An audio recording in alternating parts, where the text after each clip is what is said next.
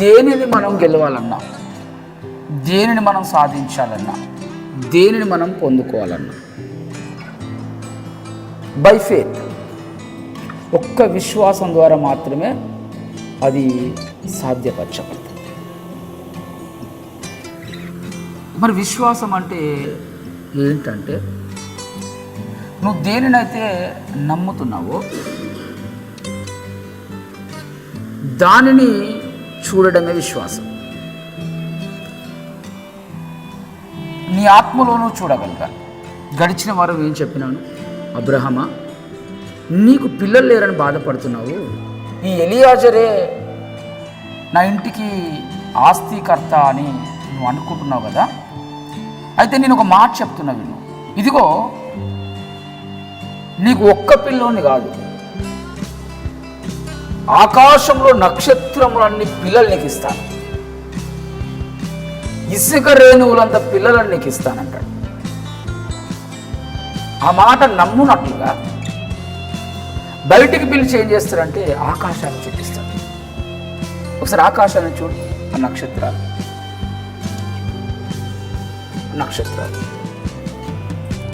ఇసుకను చూడు, ఇసుక రేణువు.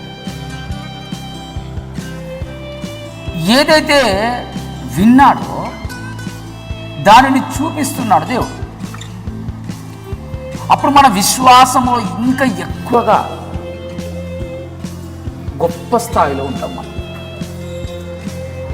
ఈ అబ్రహాంకి ఒక డౌట్ ఏంటంటే, 100 సంవత్సరాలు నాకు, 100 ఏళ్ళ నేను, 90 ఏళ్ళ షారా, ఇది ఎలా, హౌస్ ఇట్ పాసిబుల్,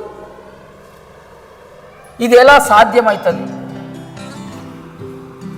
నా శరీరాన్ని బట్టి నేను చూసిననుకో ఇది సాధ్యం కాదు, నా బలాన్ని బట్టి చూసిననుకో సాధ్యం కాదు. షారా అప్పటికే స్త్రీ ధర్మం ఉడికిపోయినది. మరి స్త్రీ ధర్మం ఉడికిపోయిన తర్వాత ఇప్పుడు ఇది ఎలా సాధ్యమవుతుంది? నేను అదే చెప్తాను. విశ్వాసం అంటే ఏంటంటే, నీ శక్తిని బట్టి జరుగుతుంది అనడము అది విశ్వాసం కాదు.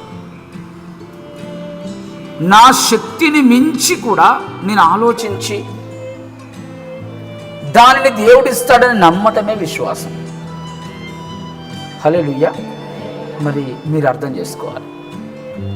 నా గర్భం ఉడికిపోయింది, స్త్రీ ధర్మం ఆగిపోయింది, ఇప్పుడు నేనెలా పిల్లల్ని కనగలుగుతాను? అవును, తన శరీరాన్ని చూసుకుంటే జరగదు, కానీ దేవుని శక్తిని చూస్తే జరుగుతుంది. హల్లెలూయా.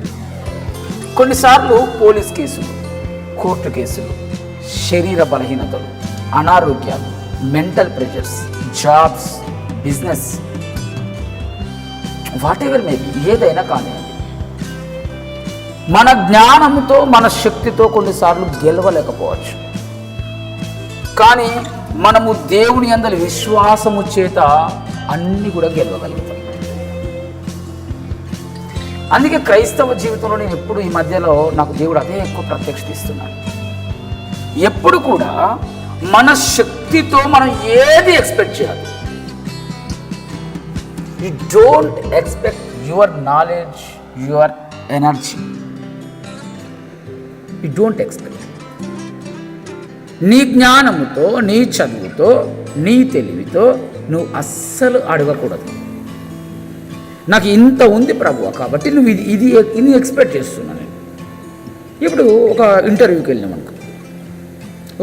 అనుకో, వెళ్ళాక ఫస్ట్ ఎంత సాలరీ ఎక్స్పెక్ట్ చేస్తున్నావు, హౌ మచ్ అంటే నీ క్యాపబిలిటీ చూపించి, నా క్యాపబిలిటీ ఇది కాబట్టి, నా శక్తి, నా qualification, my knowledge, my experience, అంతే కదా ప్రశాంత్, ఇది ఉంది కాబట్టి నేను ఇంత సాలరీ ఎక్స్పెక్ట్ చేస్తున్నా.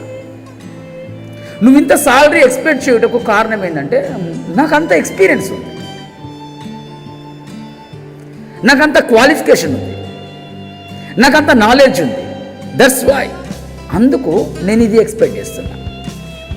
ఓహో, అంటే నీ క్యాపబిలిటీ, నీ శక్తి, నీ క్వాలిఫికేషన్, నీ నాలెడ్జ్, నీ ఎక్స్పీరియన్స్, దీనిని బట్టి నువ్వు ఎక్స్పెక్ట్ చేస్తున్నావు. కరెక్టే, అది బయట వర్కౌట్ అవుతుంది. కానీ దేవుల్లో ఉన్నాం కాబట్టి మనమందరము దేవుని ప్రజలు కాబట్టి ఇప్పుడు నీ ఎక్స్పీరియన్స్ని బట్టి అడగద్దు, నీ నాలెడ్జ్ని బట్టి అడగద్దు, నీ తెలివిని బట్టి కాదు. ఇప్పుడు దేవుని కృపను బట్టి విశ్వసించి అడగగలగాలి. ఎంతైనా అడుగు. నా శక్తిని బట్టి నేను ఇంటర్వ్యూకి వెళ్తే ఒక 50,000 సాలరీ వస్తుంది, ఒక 1 lakh సాలరీ వస్తుంది కావచ్చు. దట్ ఈస్ నా ఎక్స్పీరియన్స్ అంతే. మై నాలెడ్జ్, నా క్వాలిఫికేషన్ అంత ఉంది, దానికి 1 lakh వస్తుంది. కానీ నేను దేవుని శక్తిని బట్టి విశ్వసించి అడగగలిగితే 10 lakhs కూడా అడగగలుగుతాను. హల్లెలూయా. అంటే దేవుని నుండి ఎక్కువగా మీరు ఆశించాలి. ఆశించిందని విశ్వసించండి, ప్రభు తప్పకుండా ఇస్తాడని.